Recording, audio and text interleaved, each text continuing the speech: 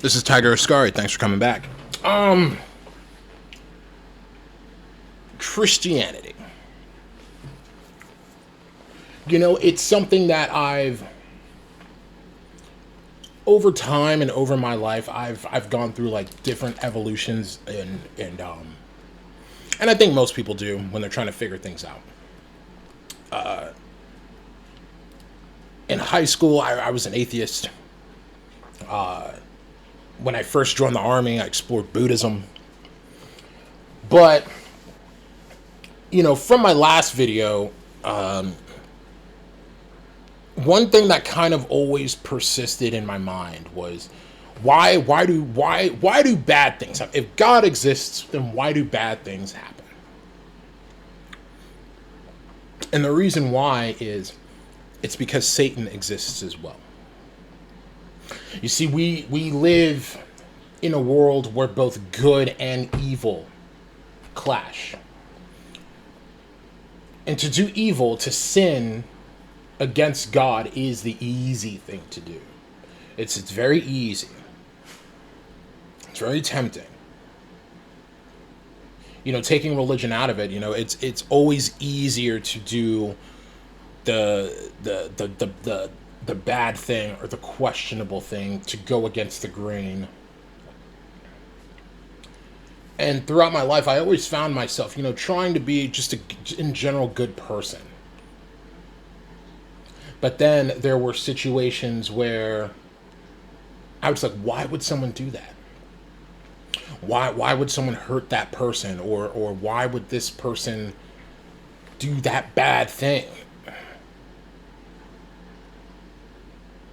And then why is it bad? Why do we consider it bad in Western civilization and in the American empire? Why do we consider that bad? And from my opinion, it's, you know, like abortion, for example. I always used to be, hey, it's her choice, her body, her choice. But now I understand that, let's even take Christianity out of it. If you look up on Google right now what the human development cycle is, first look up when the human development cycle ends, and that's at death. Heart stops, brain stops, you're dead. Then look up when the human development cycle starts. And it all points to conception. So if the human development cycle ends at death, but it starts at conception, then human life starts at conception. Therefore, a child in the womb is a human life, and therefore we have an obligation as a society to protect that life. This is a sinless child. They've done nothing wrong. And they have the right to life. They have the right to experience this thing called reality. But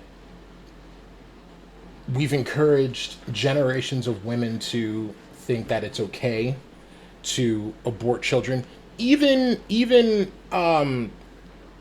the absence of, you know, grape or incest. You know, you like, so because the first argument you always hear is, oh, well, what about grape or incest or something? Are you okay with that? Let's say you even conceded that. So, okay, abortion would be okay in those instances. Are you willing to get rid of the 99% of other abortions that are just purely elective, that are purely inconvenient? They probably wouldn't.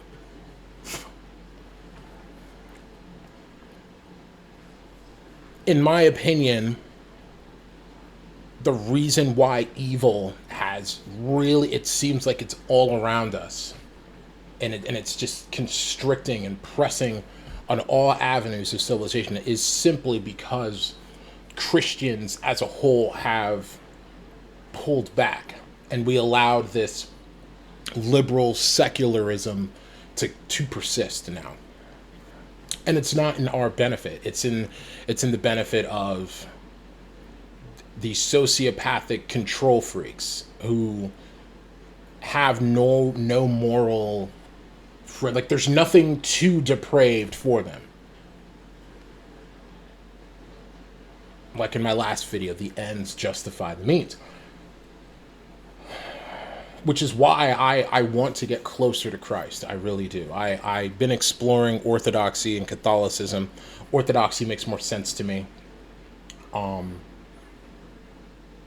I've been reading the Bible more, not just reading it, but trying to understand it. And I remember the last time I went to church, it was a church my mother goes to, and it was like a Protestant, non-denominational mega church with the band and the lights and the music and and all that. And I didn't feel God in there. That place, it felt like a godless place to me. The people that were nice, they were very nice, very friendly. I even participated in a Bible study for a couple of months through that church. Um, but I think I want something more. I want something more. I want my children to grow up in a Christian framework, because I believe that the absence of religion, the absence of Christ, is leaving a piece of our humanity on the table, and I don't want to do that for my future kids. As well as the ones that are pursuing all of this sin and evil in the world, the one thing they don't do is have children. They don't have children. They kill their children. They sacrifice their children upon the altar of social justice or their college degree or their career. And those that will inherit our country, our world, are going to be the religious, whether they're Jewish or Muslim or Christian.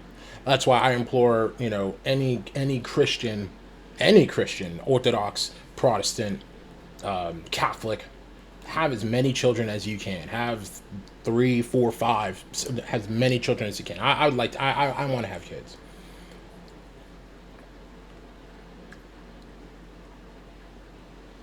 Because we will be the ones that inherit society. We will be the ones that carry society forward, how to build legacies, to have families. And the left, I don't want to say the left, but well, yeah, it's a catch-all term. But the left, the progressives, these ultra far left people, they don't have children. They don't procreate, so they have to indoctrinate.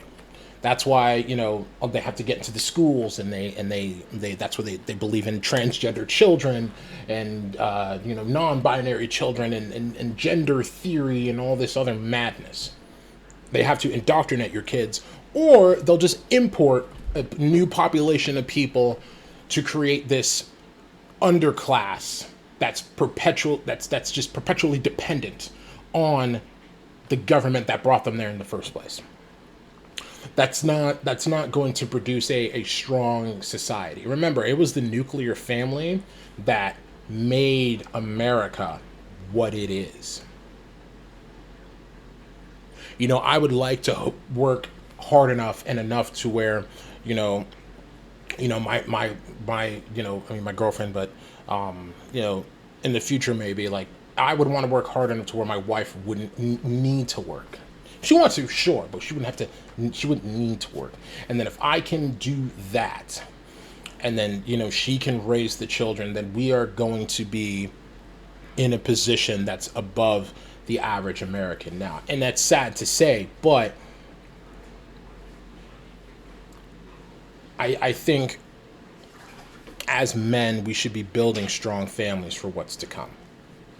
Because life is going to get harder. These people are going to push harder and harder and harder. And I want to I want to explore and get closer to Christ.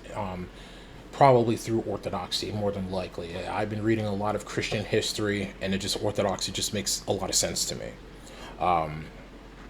There is a church in my area that I'm kind of I want to go to, but I'm just kind of a little apprehensive about it.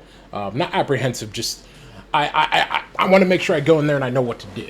It's a Greek Orthodox church. I'm sure it's really nice, but I do want to. I do want to explore Orthodoxy. So, that's all I have for right now. Take it easy.